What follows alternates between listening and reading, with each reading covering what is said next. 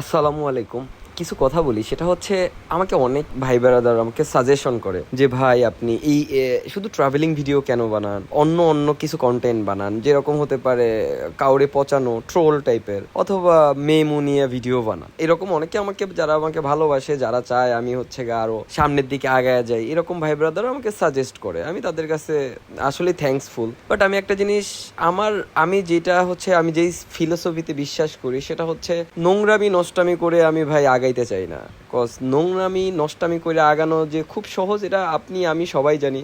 আমি নোংরামিকে অপছন্দ করি, কিন্তু আমরা দেখবেন, আপনি ফেসবুকে ঢুকলে দেখবেন এই মিলিয়ন মিলিয়ন ভিউ নোংরামি করে, গার্লফ্রেন্ড দেখায়া, শরীর দেখায়া, এই আগডুম বাগডুম মানুষ ভিউ কামায়। বাট ভাই আমার এইরকম কোনো ইন্টেনশনই নাই। কজ আমার চাইলেই আমি এরকম ভিডিও বানাইতে পারি, চাইলেই ওয়ান টুর ব্যাপার। কজ ভাই মেয়ে মানুষ, ফ্রেন্ড বান্ধবী, গার্লফ্রেন্ড না থাকুক, বউ না থাকুক, ফ্রেন্ড তো আছে, মেয়ে ফ্রেন্ড আছে, অনেক আছে, চাইলেই এদের নিয়ে ভিডিও বানিয়ে ভাইরাল হইতে পারি। বাট আমি এটার পক্ষে না। আমি জানি আমি এগুলা যদি না করি আমার হচ্ছে সার্ভাইভ করতে খুব কষ্ট হবে। আমার আসলে এখান থেকে মানে রান করা সো টাফ। কিন্তু আরেকটা জিনিস আমার খুব খারাপ লাগে, আমি খুব কনফিউজড হই। সেটা হচ্ছে আমরা জাতি হিসাবে কেমন, একটা মানুষ নর্মালি যখন ভালো কোনো কন্টেন্ট বানায় আমরা সেটা দেখি না। একটা ভালো কথা যখন বলে আমরা সেটা শুনি না। ভালো একটা ভিডিও বানাইলো সেটা আমরা দেখি না। আমরা কি দেখি? আমরা দেখি যত কমেডি, যত নষ্টামি, যত নাচানাচি, যত উল্টা পাল্টা, এগুলা। আর আমরা এগুলা তো দেখি নিজের, আবার এগুলাতে কমেন্টস করি খুব খারাপ। হ্যাঁ, আবার হচ্ছে খুব কমেন্টস করি, মানে তাদের পচাই। তো আমার কথা হচ্ছে, যে খারাপ ভিডিও বানাইতেছে সে তো খারাপ, সে খারাপ মানলাম। কিন্তু আমি যে ওখানে যা কমেন্ট করতেছি, ওই ভিডিও দেখতেছি, ওনাদের ফলো করে রাখতেছি, তাহলে আমরা কোন অংশে ভালো হইলাম ভাই? আপনি আগে নিজে ভালো হন, তারপর অন্যের দিকে আঙ্গুল তোলেন। আমি এখানে মানে ওই জায়গাগুলাই বলতেছি, যেটা হচ্ছে একটা মানুষ যখন, বিশেষ করে বাংলাদেশে কাপল ব্লগার আর হচ্ছে মেয়েরা কিছু দুষ্ট প্রকৃতির ভিডিও বানায়, তাদেরকে আমরা খারাপ চোখে দেখি। তো এই খারাপ চোখে দেখার আগে ভাই আমাদের সবার নিজের ভালো হওয়া উচিত। কেমন নিজের ভালো হওয়া উচিত? ওই খারাপ মানুষদের আমাদের আনফলো করে দেওয়া উচিত, তাদের ভিডিও থেকে লাইক কমেন্টস না করা উচিত।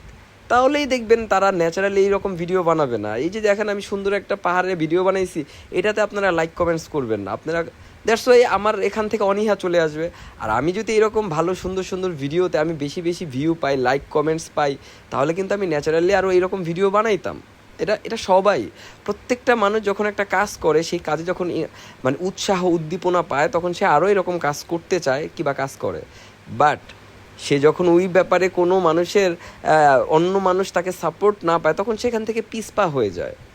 আর তো এই জায়গা থেকে আমাদের বাংলাদেশে যারা খারাপ যেহেতু কন্টেন্ট ক্রিয়েটর, আমি ওই জায়গা থেকে খারাপ ভিডিও বানাই, ওখানে হচ্ছে আমরা তাদের ভালো বলি আর খারাপ বলি, ওখানেই লাইক কমেন্ট শেয়ার দিয়া বেড়াই। তারা দেখতেছে যে ভিউ, তাদের তো মাথায় ভিউ কামানোই মেন টার্গেট।